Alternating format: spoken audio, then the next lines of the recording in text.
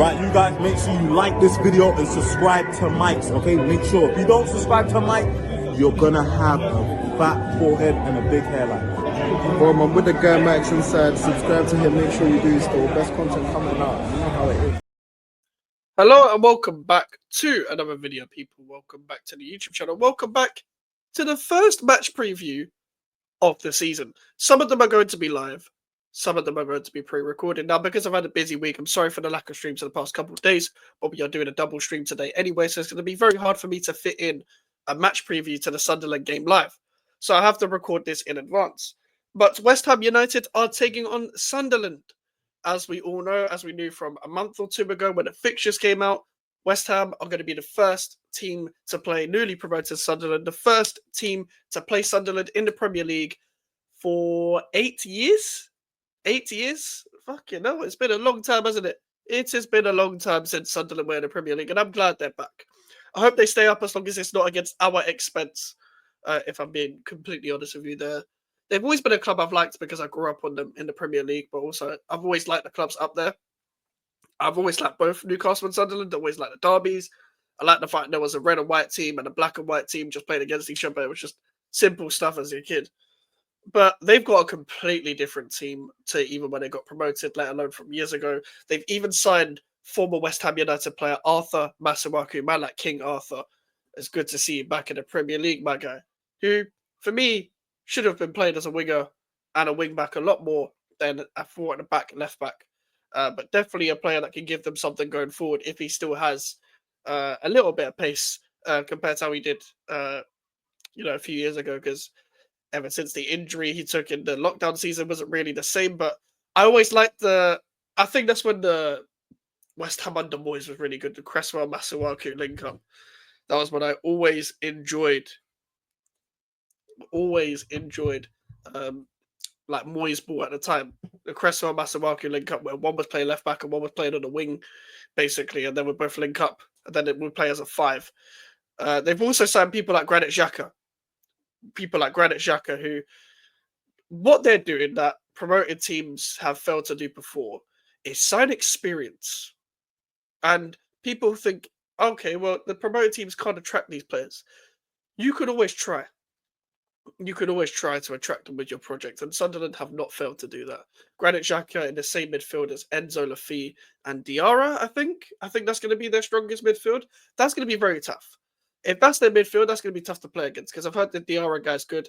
I know how good Enzo Lafay and Xhaka are on their day, but I have heard good things about this Diarra. I haven't watched him before. Even with Masuaku, like people like Dennis Serkin, I was looking forward to seeing them play in the Premier League. I said that West Ham should go get Trey Hume if they couldn't get Kyle Walker-Peters. I'm looking forward to see what Trey Hume could do. Only thing I will say, centre-back and striker is a bit up in the air for me when it comes to Sunderland. So all of this is going to be interesting, to say the least, on how they piece their squad together. But as we look at us on our side, I guess we're a midfielder away from our transfer plans being done, even though I'd like to do a bit more business. But this is West Ham United we're talking about, so it wouldn't exactly be realistic. But going into this game, I feel like we know what team is going to start. Obviously, it's come out now that West Ham are interested in Quinton Timbers. They walked away from the Mateus Fernandez deal. Apparently, Edson Alvarez is not in Graham Potter's plans. I did tell people this. He didn't get a minute in pre-season. They're looking to sell him, and apparently he fell out with the manager. He's fallen out with two managers now. But at the same time, I don't necessarily blame him. But at the same time, I don't really rate him like that. So he can go. I would love Ward-Prowse to join him, but that's never going to happen.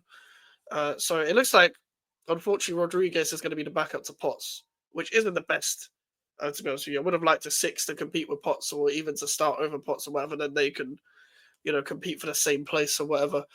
Hopefully we include some of the academy midfielders one of these days, because I don't believe in James Ward-Prowse.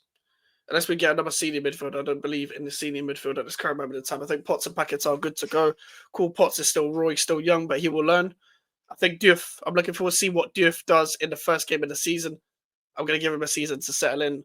I know he's been really good in pre-season, but we're not going to jump to conclusions. I think it's going to be instant impacts like an Aaron Wan-Bissaka, who's played in the Premier League multiple times before. Now, what I think the team is going to be is hopefully Hermansen in goal. It will be nice to see the goalkeeper straight away. Wan-Bissaka and Doofus wing backs with Aged, Kilman, and Tadibo in a back three. I would have loved to prefer to see Kilman in the centre and Aged. Kilman on the left, sorry, and Aged in the centre if you're going to play Aged. But again, is shocking either way in wide areas and with physical players that take him on. Whereas Max Kilman's better in wide areas than he is centrally. So I would rather Kilman in the side of the back three. We saw how he played against Everton compared to how he played against Man United. If not, then you can play Tadibo in the middle and play Kilman on the right for three because that's basically where he played his whole Wolves career, was on the right of a three in the back three. Potts, Paquetá, and unfortunately probably James Ward-Prowse as the midfield three. Looks like Andy Irving may be leaving. And unfortunately, like I say, unfortunately, we needed to sell him, but at the same time, out of all the midfielders we have, I would have preferred him to start over Ward-Prowse. And Bowen and Fulkrug up front, they've gained some form of relationship in the pre-season games, and hopefully they can turn up.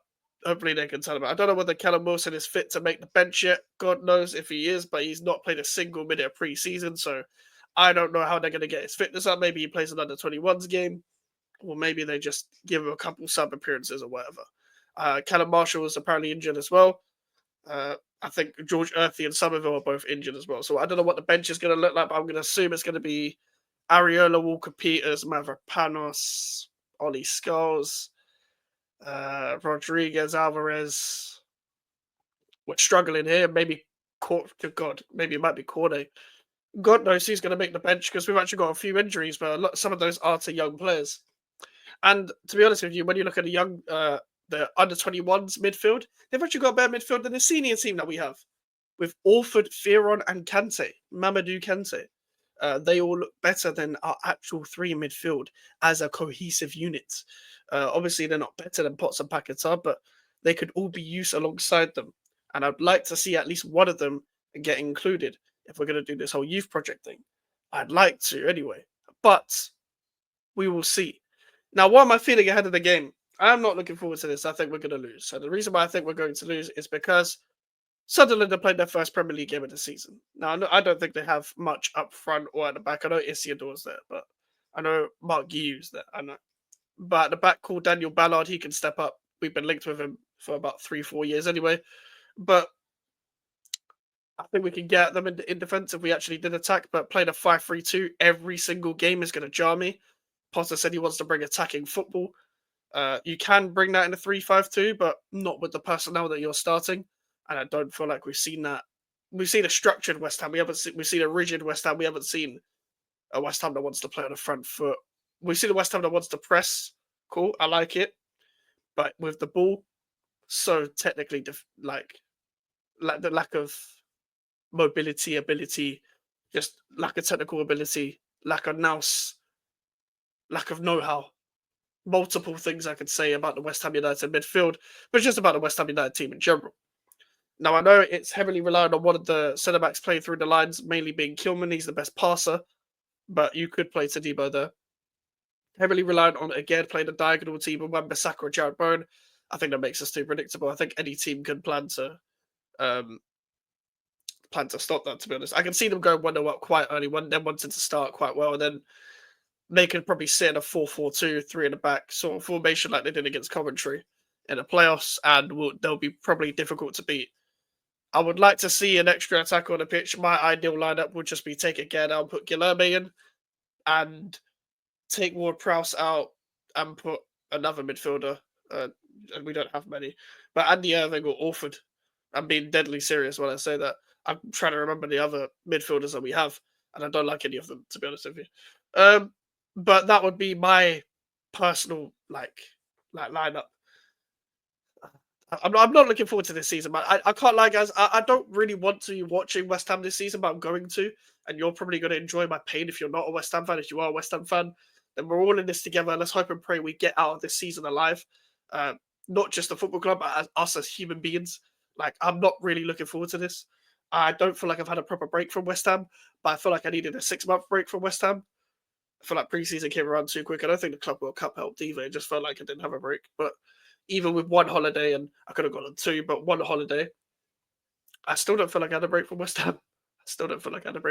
So I am not looking forward to this. I am not looking forward to this season. I am not looking forward to the game on Saturday, 3 p.m. I'll be doing a watch along at 2:45. Nothing about this season excites me, guys, apart from I want to see Wan-Bissaka play again. I love Wan-Bissaka. There's a few individual players that I'm really looking forward to watching. And don't get me wrong, our starting lineup isn't that bad, but it's just the way we play. I'm not a big fan of it. And Potter needs to impress me this season. You've got a pre-season now. You ain't got an excuse. And as much as I like some of his ideas, some of his other ideas counteract his other ideas. So it just jars me. It just jars me. And as you guys know, I'm going to be deadly honest about every single person that is involved with West Ham this season. But all the shows I have to talk about when it comes to West Ham and all the videos and streams I'm going to have to make, I'm not looking forward to this at all. I'm not looking forward to this at all. But listen, make sure to smash the likes and subscribe to the new social medias are in the description if you want to follow me and email for any inquiries. And yeah, catch you guys in a bit. Take care and peace.